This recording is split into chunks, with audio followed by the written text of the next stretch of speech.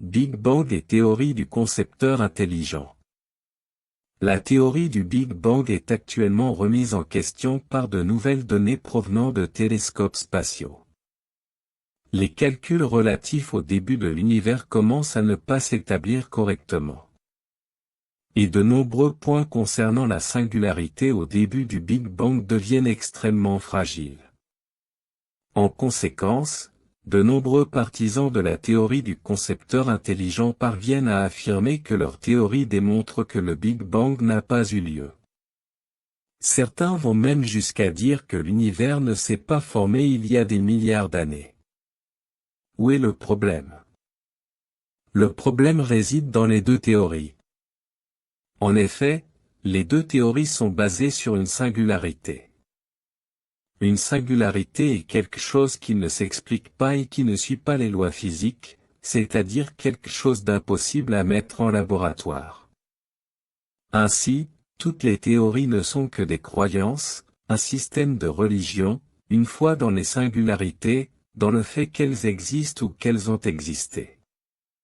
Le problème réside dans les choses qui ne peuvent pas être prouvées en laboratoire. Tout ce qui ne peut être prouvé en laboratoire est une croyance. Certains donnent la valeur de la science à certains sujets et la valeur de la foi à d'autres. Tout cela n'est que de la foi. Mais tout ce qui ne peut être prouvé en laboratoire n'est que de la foi.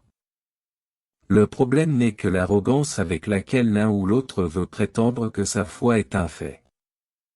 Ainsi, le Big Bang, l'évolutionnisme, la théorie du créateur intelligent, les multivers, la matière noire, le créationnisme, le bouddhisme, la philosophie, la sociologie, etc. ne sont que des religions.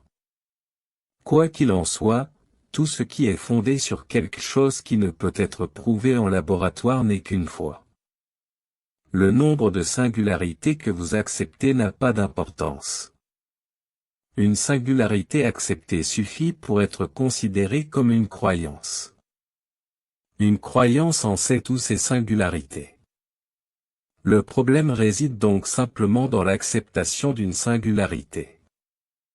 Dans le cas du Big Bang, nous avons le point de départ de l'univers.